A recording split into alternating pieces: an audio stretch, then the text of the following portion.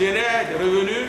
Rufino d'Almeida et Firmin Couton mettent fin au désordre qui s'observe dans le secteur des transports routiers dans la ville de Boycon. Des packs informels érigés, les chargements hors pack sont entre autres les mots qui minent ce secteur et constituent un handicap dans la mobilisation des ressources propres dans les caisses de la mairie. Après un constat amer de l'actuelle équipe dirigeante, il découle un tableau sombre du point financier des recettes de chaque mois. Et pour mettre fin à cette situation, la présente séance s'avère nécessaire avec les acteurs opérant dans le secteur, composés essentiellement des syndicats et responsables des gares routières.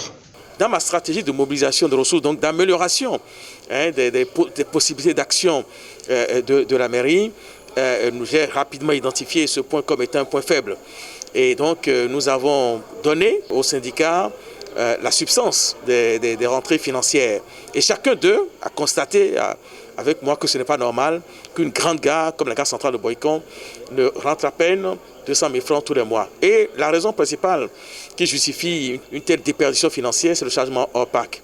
Le préfet avait déjà pris un arrêté pour interdire le chargement hors pack dans toutes les communes du Zou, particulièrement à Boycon, mais ceci n'est pas respecté. Des mesures idoines sont désormais prises pour ramener de l'ordre dans le secteur tout en respectant les tests et la collaboration avec les acteurs impliqués. Les indélicats sont exposés à des sanctions, annonce le préfet du Zou. Nous les avons réunis ce soir pour dire comment les choses vont se passer désormais.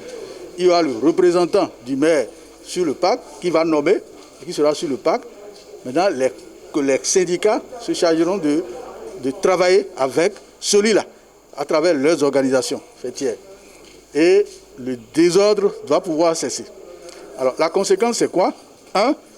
On ne va plus voir de chargement hors PAC à partir de cet instant dans la ville de Boycon. Nous avons des gares routières créées par les autorités de la ville. Il n'est pas normal que d'autres personnes érigent des gares routières sur des endroits qui ne sont pas reconnus par ces autorités. Le faire, c'est du désordre pur, ce qu'on ne saurait tolérer. À partir de maintenant, il doit pouvoir s'exécuter, aller faire le chargement sur les gares routières, faire les formalités qu'il faut avant de démarrer. Et un mois après, ceux qui vont continuer par faire ce qu'ils sont en train de faire, à ce désordre-là, se verront sérieusement réprimés. Avant la tenue de cette rencontre de vérité, le maire a procédé au lancement officiel de la semaine de l'état civil, une initiative qui vise à rendre les différents actes de l'état civil aux ayants droit. Cette opération fait suite à la tournée que j'ai effectuée dans les arrondissements de Boycon, où rapidement j'ai compris que l'accès aux documents d'état civil, que ce soit les actes de naissance, les actes de décès, les actes de mariage ou autres, était une question cruciale. C'est pour cela que les actes non signés depuis des années, depuis 5, 6, 10 ans, voire même plus, nous les avons dépoussiérés, nous les avons signés et mis à disposition. Et nous avons organisé les services de telle manière qu'ils puissent absorber le flot des usagers en demande d'actes d'état civil. Dans les arrondissements également, la même opération est en cours. Démarré ce lundi 21 septembre 2020, l'opération dure une semaine.